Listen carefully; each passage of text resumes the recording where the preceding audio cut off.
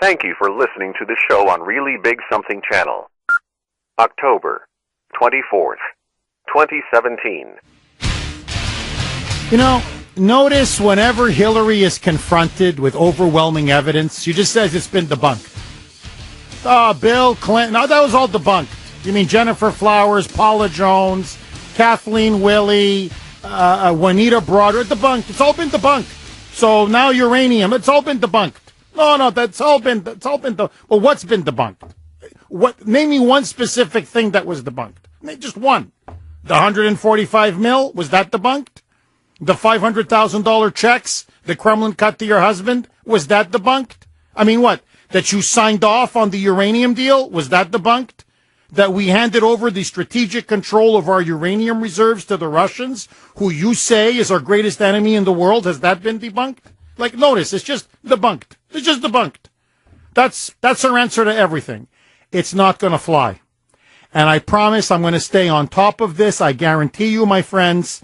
But there's another important story that I would be remiss if I did not discuss, at least touch on. 617-266-6868 if you want to be part of the show. The trial of Kate Steinle finally kicked off yesterday in an emotionally charged courtroom in San Francisco. And for those of you that don't know, Kate Steinle was a 32-year-old young woman who was killed by an illegal immigrant, shot in the back while she was on a pier in San Francisco, literally dying in the arms of her father, yelling out, "Daddy, help me, help me." Those were the last words that she said before she died. And so the father, James Steinle, was there. He gave very emotional testimony. At times, they say his lower lip was trembling.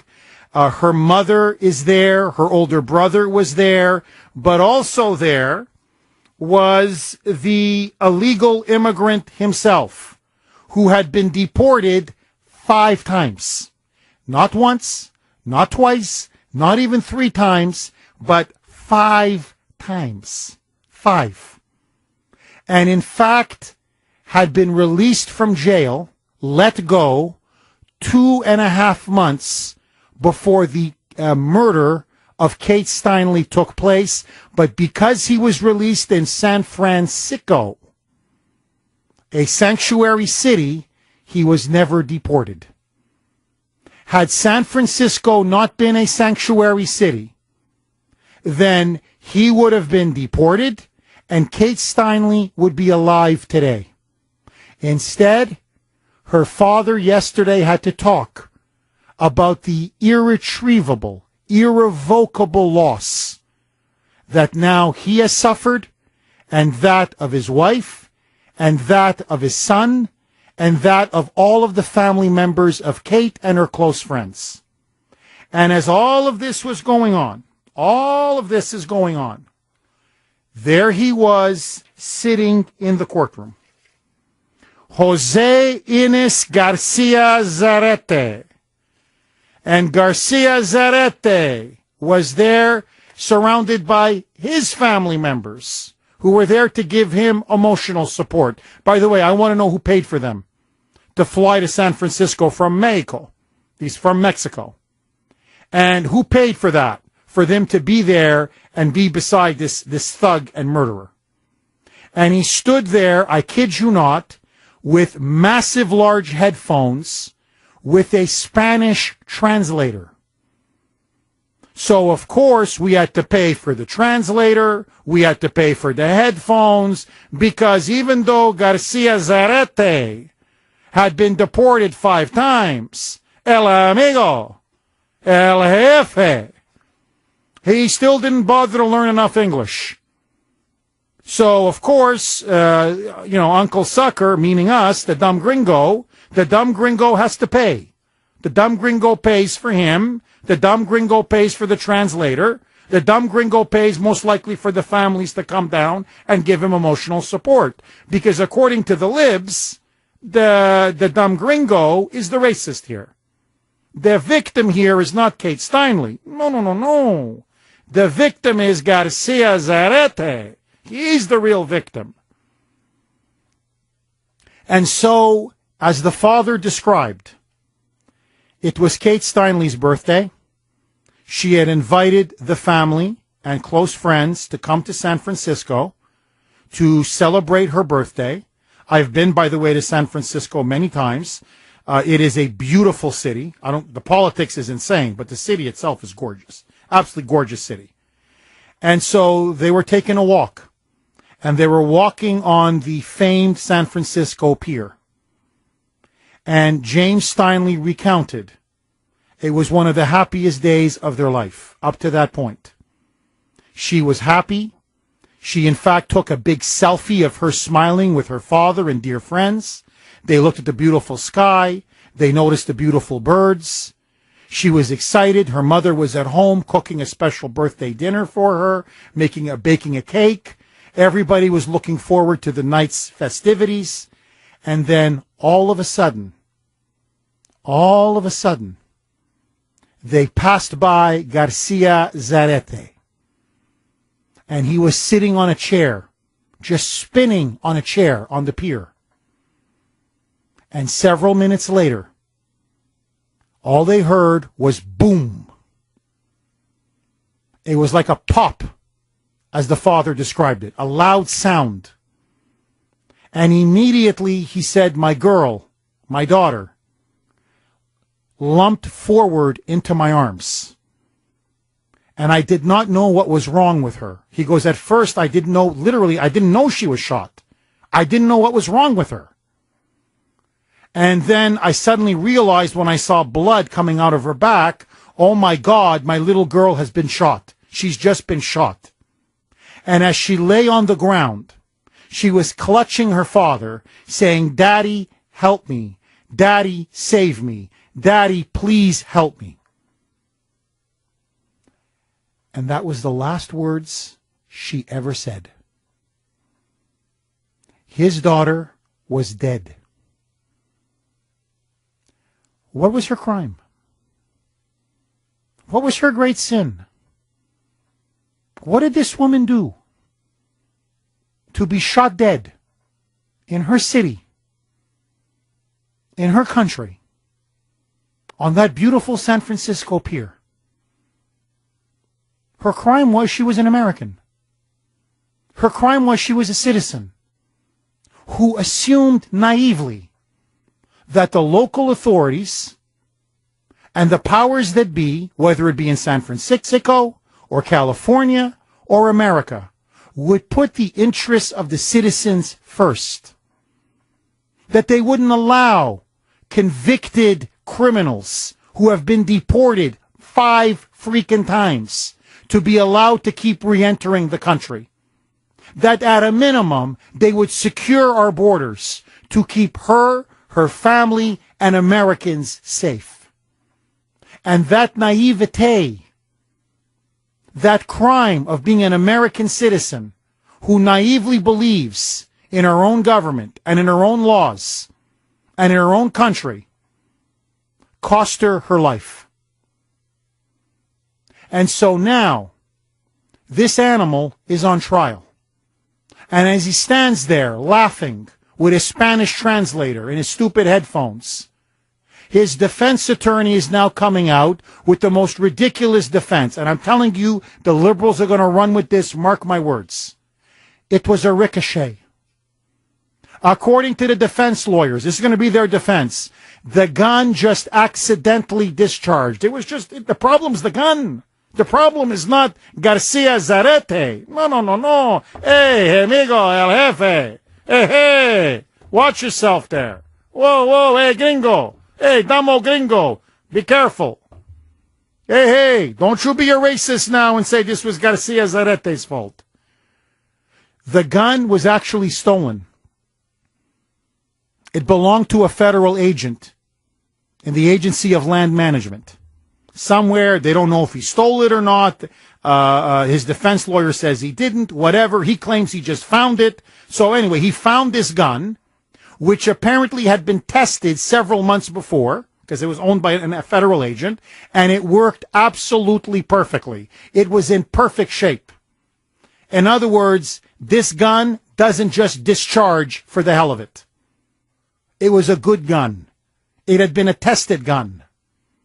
But no, he just, apparently to them, just accident. He's just waving the gun. He's just waving the gun, having a little fun. Because, you know, in Mexico, apparently, I guess that's going to be the line of defense. Hey, it's a fiesta. Every day is a fiesta. And so you just shoot a gun off in the air. Arriba, arriba, arriba, arriba. Boom, boom, boom, boom, in the air. And he just didn't realize that, you know, in San Francisco, the wind and everything, and the gun kind of didn't go up in the air. It kind of went straight and ricocheted, and it killed her. He aimed at her back. He took direct aim. He fired. She died. Case closed. He was an illegal immigrant. He had been deported 5 times. He was a man with a criminal record. He was a convicted felon. He had no business being in America. None whatsoever. And let me tell you who I think has blood on his hands.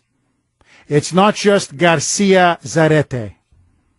It's the Moonbat mayor of San Francisco, the Moonbat chief of police of San Francisco, and every stinking open borders Republican and Democrat who have aided and abetted this invasion of our country. And that's what it is. It's an invasion of illegal immigrants who we know nothing who they are or where they come from or what their background is, but we just say, come on in, El Jefe.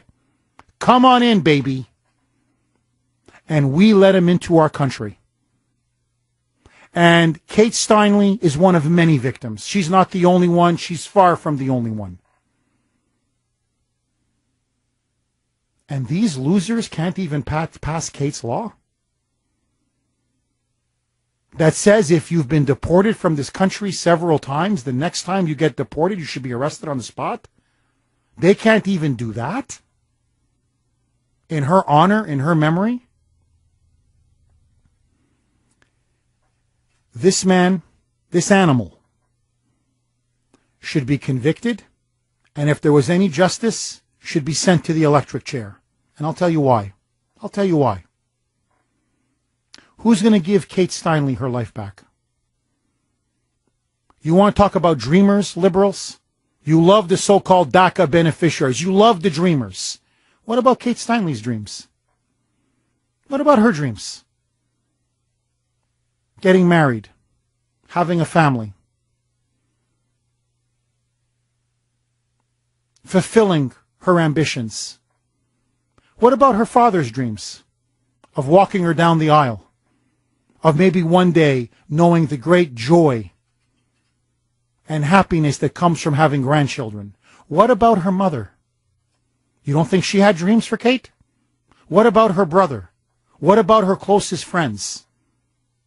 Their lives have been destroyed, every single one of them. And the sad part of this, the tragedy of this, it need not have been. It need not be. Had we just enforced our immigration laws, had we just defended our borders, had we just not had a sanctuary city policy to begin with, Garcia Zarete, with his dumb headphones and his Spanish translator, El Jefe, would not have been in America to begin with. I.e., not in America, i.e., not holding a gun, i.e., not shooting and killing Kate Steinle. Sanctuary cities are not just illegal. They're not just un-American. They're immoral. That's what the death of Kate Steinle shows to everybody with half a brain. 617-266-6868. Should there be justice for Kate? Will there be justice for Kate? And is San Francisco's sanctuary city policy to blame? Partially. For the murder and death of Kate Steinle. Will there be justice for Kate and her family? Your reaction, your calls, next. 2:25 here on the great WRKO. Joe in Stoughton. Go ahead, Joe. First of all, first time, long time. How Welcome, Joe. Welcome. And I only do have half a brain, but it's all my right side. What's on your mind? The reason I'm calling is, let's give the Moonbats a break and say that, okay, the problem isn't illegal immigration or breaking into the country 5 times. Being a felon with a handgun is illegal, and everybody knows that. So no matter what, this man is guilty. Guilty of something. Certainly, if he ricocheted a bullet on a handgun that he shouldn't have, then he still goes to jail. Oh, I'm with you, brother. Joe, I'm with you all the way, and I don't buy it that he was just, the gun accidentally discharged. I don't buy it at all. But even if you concede that point, he's still got to go to the slammer for a long time. Yep, picking off the blonde girl, not cool. Joe, thank you for that call. Jake in Brockton, go ahead, Jake. Hey, Jeff. Go ahead, Jake. Yes, the whole thing is a tragedy, but to follow up on that last caller, sanctuary cities, the handgun. The question is, how did he get the handgun? He says he just found it in an alley. Yeah, but wasn't it a federal law enforcement gun? Yes, the Bureau of Land Management. He was apparently, the guy was on his way from California to Montana, and the gun was stolen from him. And so allegedly it just ended up in the alley, and Garcia Zaretti said, "Oh, look at here." And he grabbed the gun, he started playing with it on the pier, and he shot her. That just does not sound logical. On surface, this whole thing is terrible. A beautiful woman, the sanctuary city, terrible. But a gun held by a federal agent seems... I don't know what to make of that. Look, I got to tell you, this whole case stinks. And thank you for that call. This whole case stinks. And the other thing is you got the San Francisco authorities desperately trying to sweep this thing under the rug. He was released out of prison 2.5 months before the murder of Kate Steinle. And the only reason why he wasn't deported a 6th time, guess why? Because he was deported in San Francisco. They have a sanctuary city policy. So when I said we want the guy, they said go fly a kite. You're not going to get him. It's a sanctuary city. So, and then of course, so when you have a magnet for illegal aliens and criminals, what do you think you're going to get? What kind of people do you think are going to start coming to your city? It's not going to be Jeff Kuhner. It's not going to be legal immigrants who want to, pay the fees and get the lawyers and have a job and have an education and they want to contribute and they want to be a productive American citizen. No. You get guys like this guy. And if you happen to be on your birthday and you have to be naive enough to think the streets are safe enough for you to go with your daughter, to go see some birds and see the water and see the sky, well, what can I tell you? This guy's waving a gun. He's from Mexico. He's been deported 5 times and blank you. Your daughter goes down. And just shut up what we tell you, and sanctuary cities are good. Don't you even complain about sanctuary cities. You're lucky you weren't killed. You should be grateful you weren't killed. I mean, that's the only logic from all of this. To me, this is disgusting. That's why it's time to crack down on every sanctuary city. Sessions on this is 1,000% correct. Tim in Dracut. Go ahead, Tim. How are you doing? I'm good. How are you, Tim? Great. This is my 2nd time calling. I just want to let you know. Welcome, Tim. Thank you. I agree so much with this station and you and your listeners. And unfortunately, I'm not as articulate a speaker as you and others. But with that said, I will say I don't care if that gun fell out of a tree and hit him on top of the head. Or I don't care if he found it at the end of his dream or his rainbow. That doesn't matter. This guy is a criminal. He's illegal. He should never have been in here more than twice or even once. So with that said, these politicians, these Democrats, these liberals, they're not even Democrats anymore.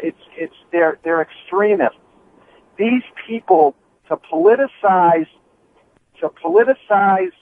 safety of this country, to politicize the borders and illegals for votes and for power. We're talking about the Clintons and all these.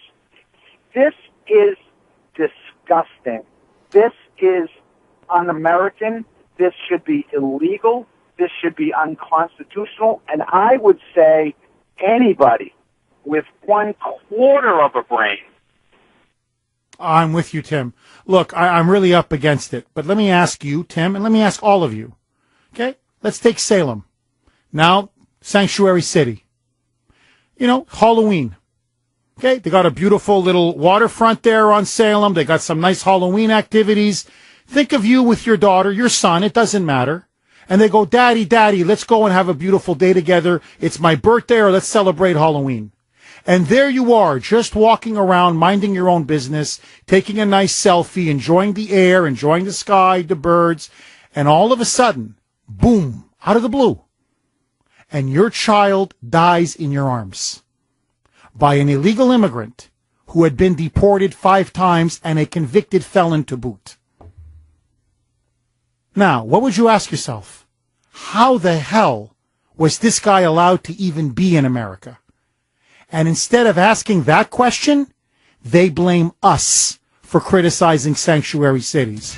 Well, from me to you, blank off. Okay, let's take it to Evan Heidenrich in the newsroom. 2:38 here on the great WRKO. Okay, my friends, later in this segment, you don't want to miss it, getting stoned at work. I'm not kidding. There is now a new phenomenon because of vaping, much higher marijuana use. People are now getting high on the job. Is it in fact a good thing? Does it lead to a more relaxed, productive workforce? Or are we becoming Stoner Nation?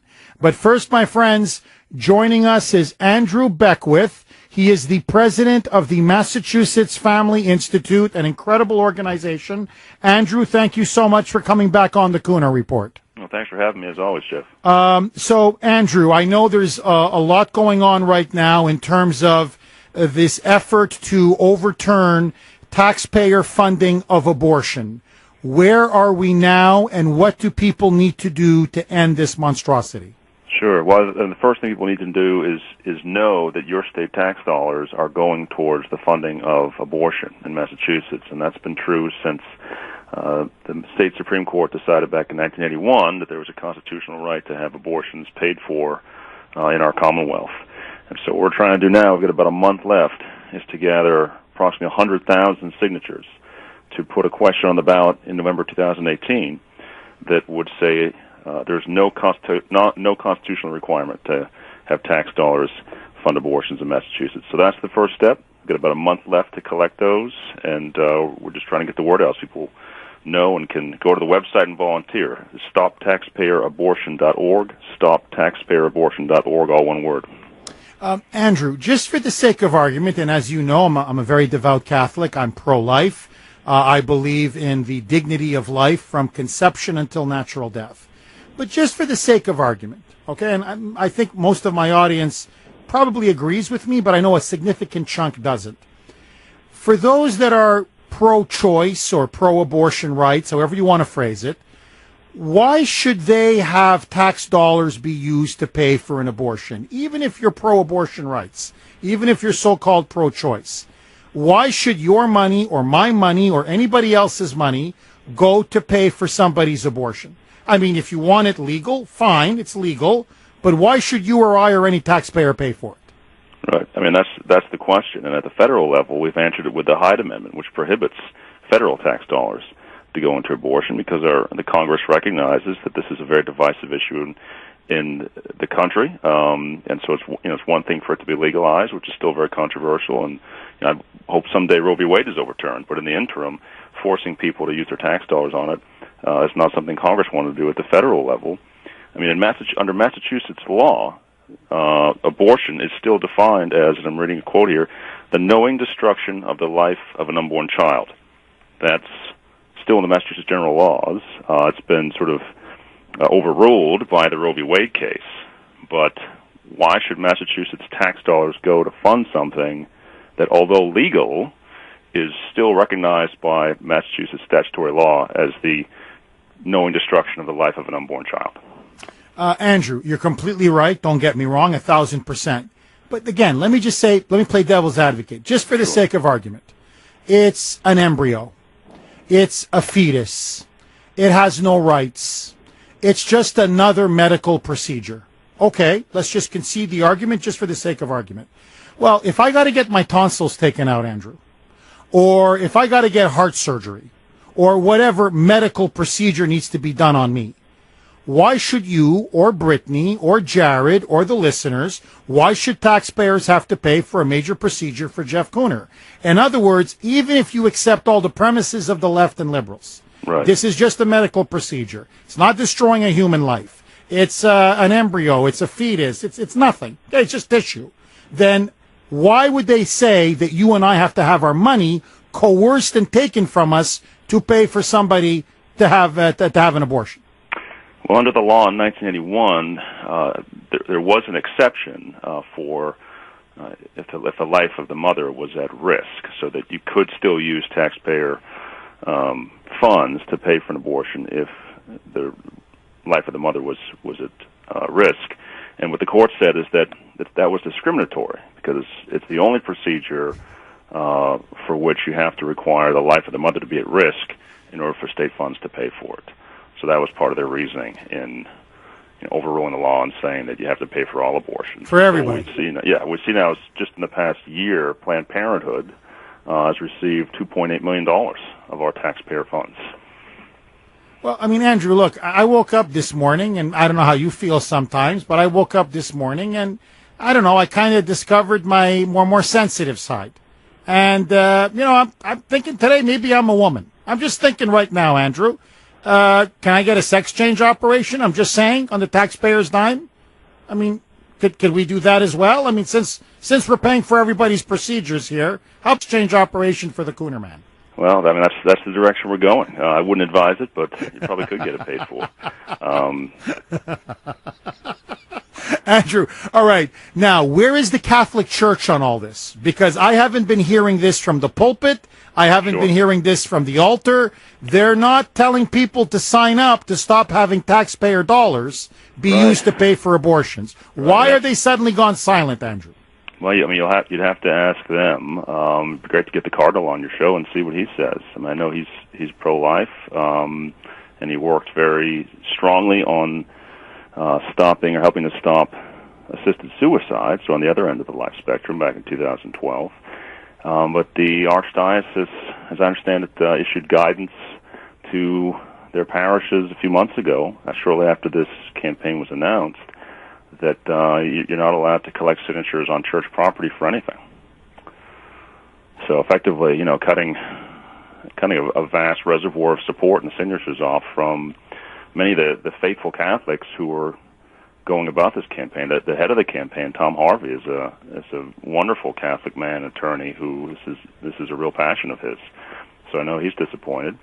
But the Catholic Church is not unique in that. There are some large Protestant churches who effectively say the same thing.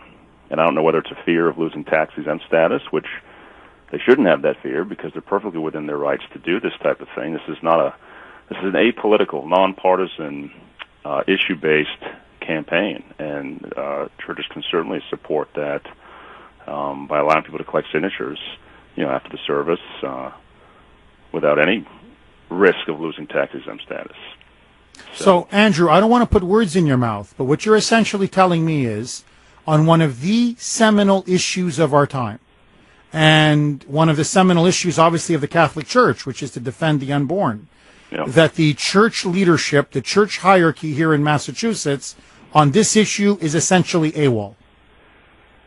From what I can tell, yes. And I'm not Catholic myself, Protestant, but from what I'm hearing and from the document issued that prohibits collecting signatures, this is not something they're willing to be involved in. Unbelievable. They should be ashamed of themselves. Andrew, do me a favor, please. Where can people go to sign up to get this petition going so we can put it on the ballot and end taxpayer funding of abortion here in Massachusetts? Sure. StopTaxpayerAbortion.org. All one word, StopTaxpayerAbortion.org.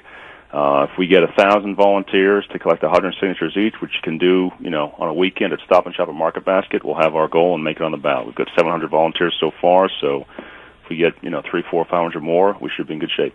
StopTaxpayerFundingAbortion.org. No funding. Just it's Stop Taxpayer Abortion. Sorry, StopTaxpayerAbortion.org. Andrew, we've been talking with Andrew Beckwith. He is the president of the Massachusetts Family Institute, a wonderful group.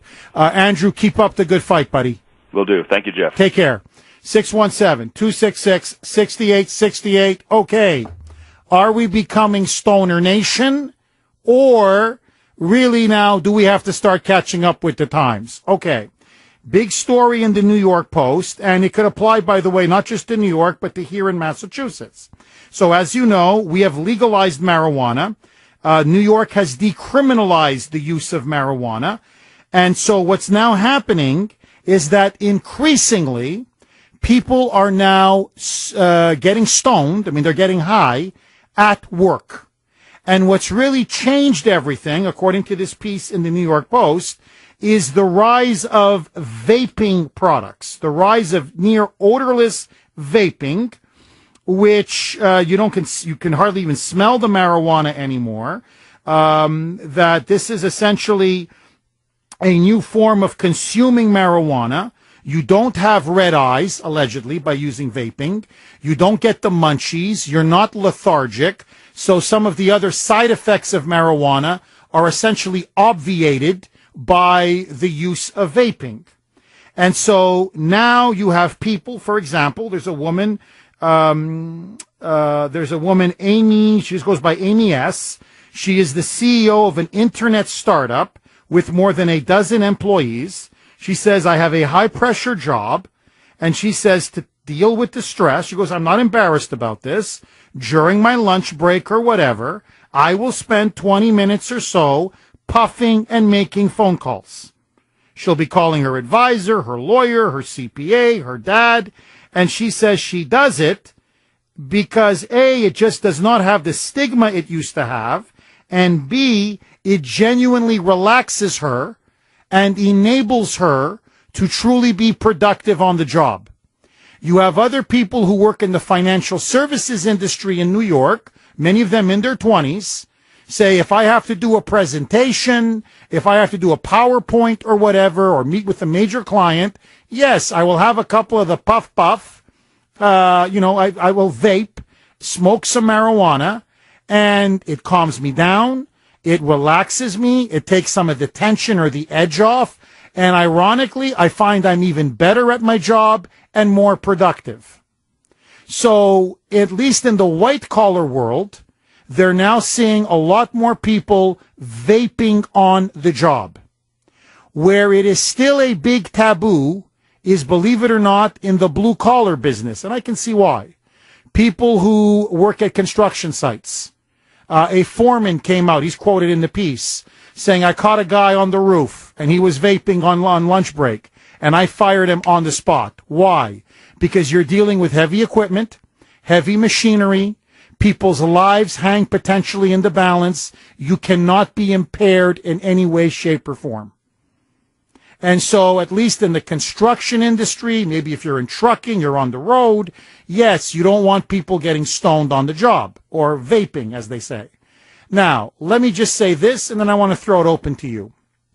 I have never used drugs in my life, ever. Never used cocaine, marijuana, I mean, you name it. I've had like several sips of alcohol. I'm practically a teetotaler, okay? So, I've never used drugs of any kind, and I never plan to use drugs of any kind. All of this being said, in the technocratic, technical age that we live in, if you're at the office, you're pushing buttons, you're pushing paper, you're whatever, in the financial services, you're an internet company or whatever it is. Oftentimes it can be a dull job. It can be a boring job. It could be a high-stress job. If people want to get stoned, vaping, is it really that bad? I'm just being honest with you. What's the difference between that and, say, going out for lunch and having a couple of martinis? Now, if you're handling equipment, if you're, as I said, construction, you're driving a truck, whatever, or you're the accountant, say, for Merrill Lynch, okay, you're dealing with, big accounts worth millions of dollars. Yeah, maybe you don't want your accountant a little, Cheech and Chong. Hey, man. Are those 6 zeros or 8 zeros, man? I can't tell the difference, man. But yes, but for the most part, let me just throw it open to you.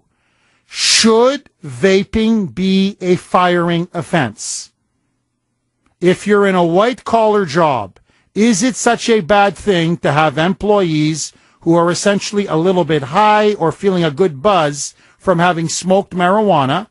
And are you stoned on the job? Is it a bad thing or is it ultimately a good thing? 617-266-6868. Your calls next. Aaron in New Hampshire. Go ahead, Aaron. Good afternoon, Jeff. Thanks for taking my call. My pleasure, Aaron. Many years ago when I was in production, I was younger, I was in production jobs in the restaurant industry for a long time. I smoked and a lot of people did. And when you smoke every day on a regular basis, it doesn't really affect you as much as if you're a casual smoker. I mean, I haven't smoked in years now, and if I did, I probably wouldn't be able to find my home. But, there were always two kinds of people. There were people who could take it, and there were people who couldn't take it. There were people who could function on it and people who couldn't. So I guess it's the responsibility of the person to really find out which person you are and whether you can do your job productively while you're stoned or if you can't. Aaron, do you think for certain desk jobs it's just not that big a deal, say, compared to, babysitting or construction or driving a truck?